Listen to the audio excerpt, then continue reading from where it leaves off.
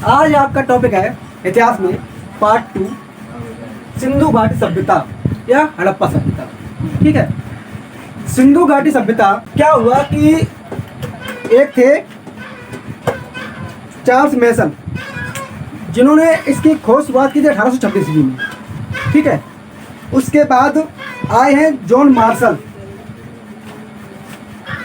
John Marshall थे, उन्होंने क्या किया कि दो व्यक्ति, एक का नाम था जेम्स और विलियम्स, दो आदमी थे जेम्स और विलियम्स, इन्हें ठेका दिया कि रेलवे लाइन बिछाओ। ठीक है, रेलवे लाइन के जेम्स और विलियम्स को ठेका दिया, इन्हें ठेका दिया रेल लाइन बिछाने का।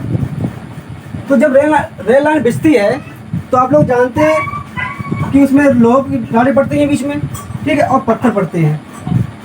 तो जेम्स विलियमसन ने कहा अपनी लेबर से, जो लेबर थी उसमें, उनसे कहा कि लाइन बिछाओ। तो लाइन बिछाने के लिए उन्होंने कहा कि कुछ जुगाड़ करो। तो वो लोग घूमते घूमते, इनके जो वो थे कर्मचारी लोग, वो घूम रहे थे, घूमते घूमते उनको एक टीला मिला। ठीक है, एक टीला मिला तो उन्होंने टीला देखा, बहुत ऊंचा टीला है, तो उन्होंने उस टीले से ईंटें निकालने शुरू की। ठीक है, और वो ईंटें निकाल के रेल की पट्टी डालना शुरू किया। तो टीले निकालते निकालते जब उन्होंने जेम्स विलियम पता चला कि यहाँ पे कोई टीला है, ठीक है, कोई मकान है, एक मकान मिला, ठीक, उसे कहते हैं हड़प्पा सभ्यता। ठीक है, तो उससे पता चला था कि जो हड़प्पा सभ्यता थी वो कैसे थी, वहाँ पक्के मकान थे और ईंटें थी इसमें। ठीक है, तो वहीं से जॉन मार्शल को पास खबर पहुंची कि यहाँ पे क्या है, टीला है। तो वहाँ पे खुदाई होना शुरू हुआ।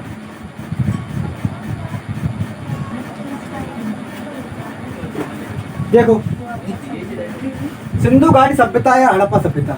ठीक है, सबसे पहले शुरुआत जब चार्ल्स मैसन, मैंने बताया आपको, चार्ल्स मैसन थे जिनको इसके बारे में जानकारी 1826 ईस्वी में प्राप्त हुई।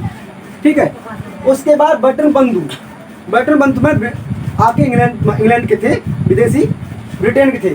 दो बंधु थे, दो भाई थे, जेम्स और विलियम। ठीक है, इन्हें सन 1855 या 56, ठीक, 1855 या 56 में जब इन्हें रेलवे लाइन बिछाने के लिए कहा गया तो इन्होंने अपनी लेबर लगवाई, तब जाके उन्हें मोहनजोदड़ो का जो महल मिला वो इन्हें मिला। ठीक है, उसी से सिंधु घाटी सभ्यता की खोज हुई, शुरुआत हुई। उसके बाद जॉन मार्शल की अगुवाई में दयाराम साहनी और राखादास बनर्जी जी ने खुदाई शुरू की। ठीक है, तब उन्हें क्या मिला, 1921 में रावी नदी किनारे, सिंधु नदी किनारे हड़प्पा सभ्यता की कुछ उन्हें चीजें मिली। ठीक है, जिससे उन्हें पता, सब कुछ बता रहे। ठीक है, तो उन्हें देखो क्या क्या मिला था। उन्हें सबसे पहले 1857 में कराची और लाहौर के बीच रेल पटरी बिछाने के दौरान जॉन ब्रटन और विलियम ब्रटन को दो प्राचीन नगरों हड़प्पा और मोहनजोदड़ो का पता लगा। ठीक है, किसका, इसका मोहनजोदड़ो और हड़प्पा का पता लगा। उसके बाद उत्खनन के फलस्वरूप बहुत सी जानकारियां प्राप्त हुई। तकरीबन 5000 साल पहले एक उच्च स्तरीय सभ्यता विकसित हुई थी, जिसकी नगर योजन व्यवस्था व उच्च कोटि की थी। जो कैसी थी, जो नगरी, हमने लिखा है देखो, नगरी सभ्यता। यहाँ क्या मिलता है आपको कि वहाँ क्या थे, नगर थे।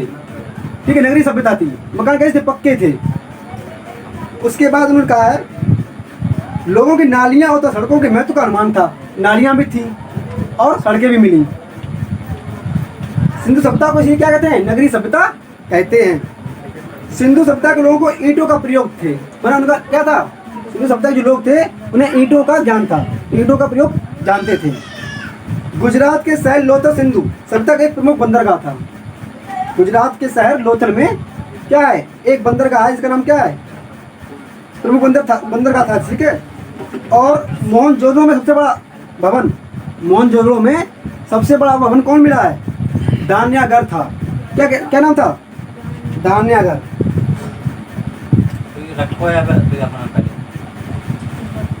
रखा गया है धान्यागार।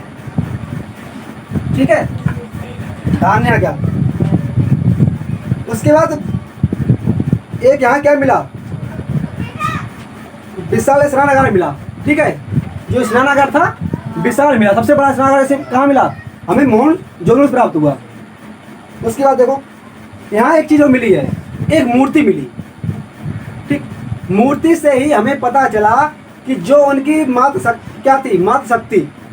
जैसे आप समझा दें, हमने यहाँ लिखाया है, नहीं लिखाया, दिखाइए।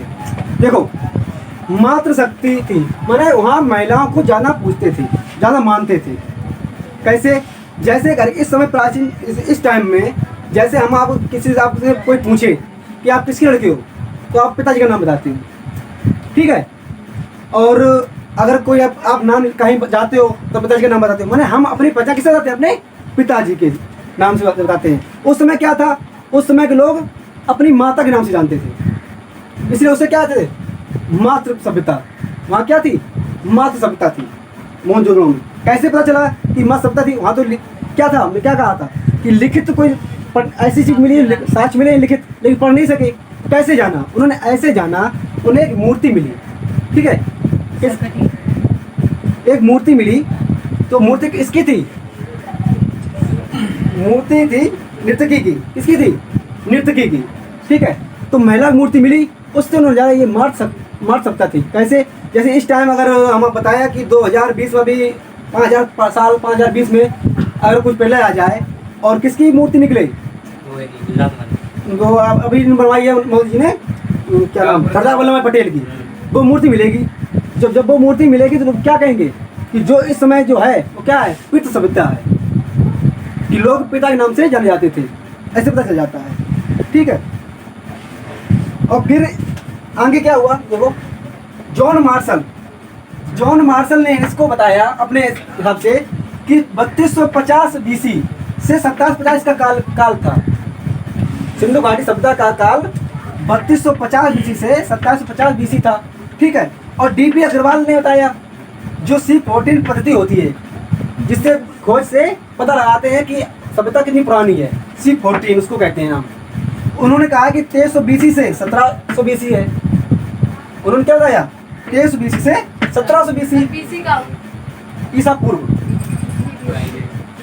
पूर्व।